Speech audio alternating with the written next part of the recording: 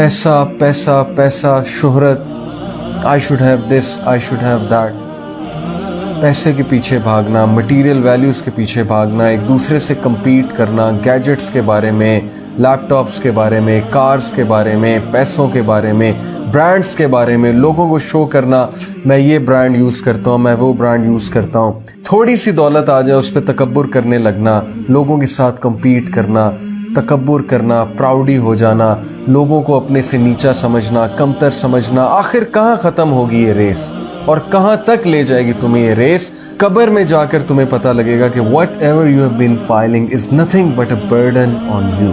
اور اس دن ہمیں پتہ لگے گا کہ we miss so much chances, we miss so much opportunities that in those opportunities we could have gained so much rewards, we could have pleased Almighty Allah, but we missed all those chances.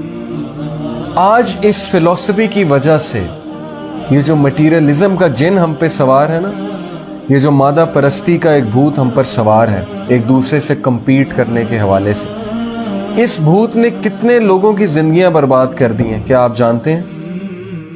کتنے ہی لوگ کوارے بیٹھے ہوئے ہیں اس وجہ سے، کیونکہ کوئی ان کو رشتہ دینے والا نہیں. سب یہ دیکھتے ہیں اس کی تنخواہ کتنی ہے، سب یہ دیکھتے ہیں کہ اس کا سوشل سٹیٹس کیا ہے.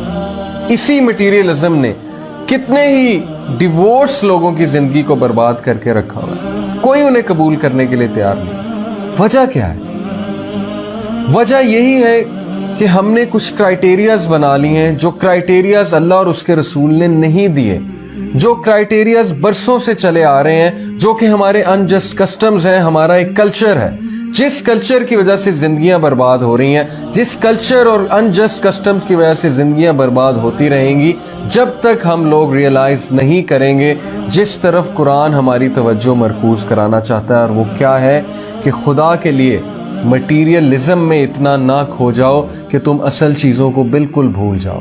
لوگوں کے لیے آسانی کریٹ کرو، اس جنگ سے نکلو، اس مٹیریلزم سے نکلو. جو بھی اس کے پیچھے گیا ہے اس کو اس نے برباد ہی کیا ہے، بے سکون ہی کیا ہے. اور جو بھی اللہ تعالیٰ کی یاد کے پیچھے گیا ہے اس کو سکون ہی ملا ہے. تو اللہ تعالیٰ کہتے ہیں کہ انہیں قبر میں جا کر پتہ لگے گا کہ انہوں نے کیا بیج بویا تھا. آج اسی سوچ کی وجہ سے، مٹیریلزم کی وجہ سے، ایکسیس آف مٹیریلزم کی وجہ سے ہم اتنے مادہ پرست ہو چکے ہیں. اس کی وجہ سے کتنے لوگ کی زندگی برباد ہو رہی ہے. کل کیا منہ دکھائیں گے ہم اپنے نبی صلی اللہ علیہ وسلم کو؟ کیا جواب دیں گے رسول اللہ صلی اللہ علیہ وسلم کو جب وہ ہم سے پوچھیں گے کہ میں نے تو اپنی امتیوں کو یہ سکھایا تھا کہ لوگوں کے لیے آسانی پیدا کریں؟ ہم کیا جواب دیں گے کہ ہم نے لوگوں کے لیے آسانیاں پیدا کی یا لوگوں کے لیے مشکلیں پیدا کی؟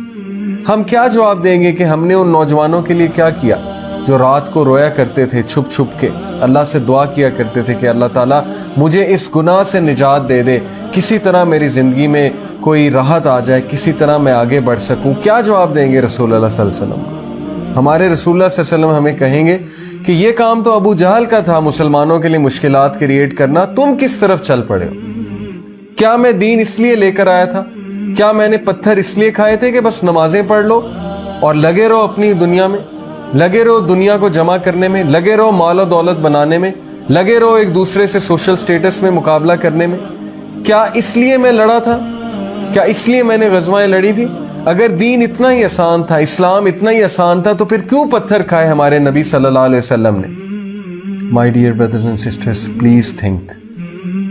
دین اتنا آسان نہیں، چینج اتنی آسان نہیں، سوسائٹی اتنی آسانی سے چینج نہیں ہوگی. سوسائٹی قربانیوں سے چینج ہوگی. سوسائٹی تب چینج ہوگی جب آپ جیسے نوجوان کھڑے ہوں گے، جب آپ جیسے نوجوان رسول اللہ کی سیرت کو اپنائیں گے. سوسائٹی تبھی چینج ہوگی. تبدیلی اتنی آسان نہیں ہے.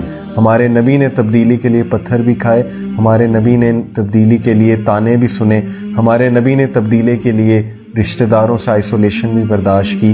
لوگوں، تم کو زیادہ سے زیادہ مال سمیٹنے کی خواہش نے غفلت میں ڈالے رکھا، یہاں تک کہ تم نے قبریں جا دیکھی.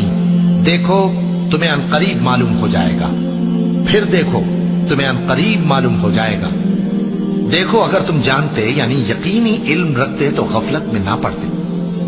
تم ضرور دوزخ کو دیکھو گے، پھر تم اس کو یقین کی آنکھ سے دیکھ لو گے. پھر اس روز تم سے شکر نعمت کے بارے میں ضرور پرسش